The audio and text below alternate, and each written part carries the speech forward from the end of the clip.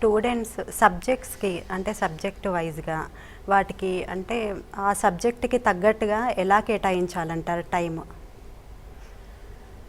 సబ్జెక్టుగా కేటాయించటం అంటూ లేదు, మొత్తం అన్ని సబ్జెక్టులకి తను డివైడ్ చేసుకోవాలి. ఇప్పుడు ఫర్ ఎగ్జాంపుల్ సిఈసి స్టూడెంట్ ఉన్నాడు, సివిక్స్, ఎకనామిక్స్, కామర్స్ మూడే సబ్జెక్ట్ ఉంటాయి. సైన్స్ స్టూడెంట్స్ ఉన్నారు, maths A, maths B, physics, chemistry, English second language అనేది కామన్.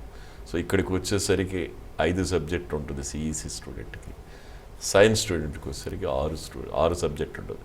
కాబట్టి తను సమయాన్ని తను కేటాయించుకోవాలి, తనకు అనుగుణంగా కేటాయించుకోవాలి అనేది మేము చెప్పేది. సబ్జెక్ట్ వైజ్గా తను అనలైజ్ చేసుకోవాలి. మొదటి నుంచి అకాడమిక్ ఇయర్ స్టార్ట్ అయినప్పటి నుంచి తను ఒక ప్రణాళికాబద్ధంగా ప్రిపేర్ అయితే అసలు ఇంటర్మీడియట్ అనేది ఒత్తిడి కానీ ప్రెషర్ కానీ ఏమి ఉండవు. ఎందుకంటే అవే రిపీటెడ్ క్వశ్చన్స్, అవే ఎల్ఏక్యూస్, అవే ఎస్ఏక్యూస్, అవే విఎస్ఏక్యూస్ ఉంటాయి. కాబట్టి సబ్జెక్ట్ని బట్టి ప్రిపేర్ అవ్వాల్సిన, అది ఎలా ప్రిపేర్ అవ్వాలనేది విద్యార్థిని బట్టి ఉంటుంది.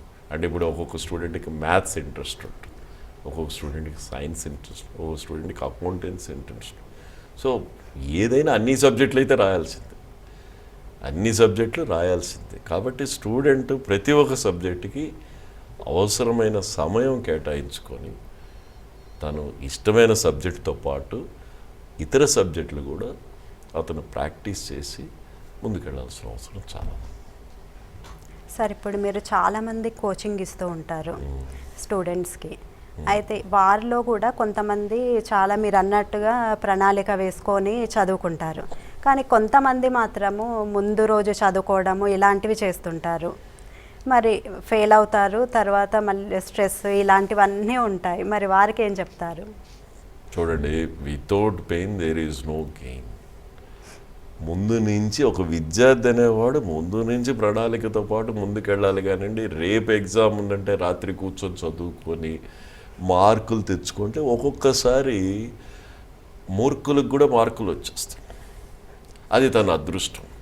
సో మార్కులు తెచ్చుకోవటం అనేది పాస్ అవ్వడానికి ముందు రోజు చదివే విద్యార్థి 100కి 100% తెచ్చుకోవాలని కోరుకోడు.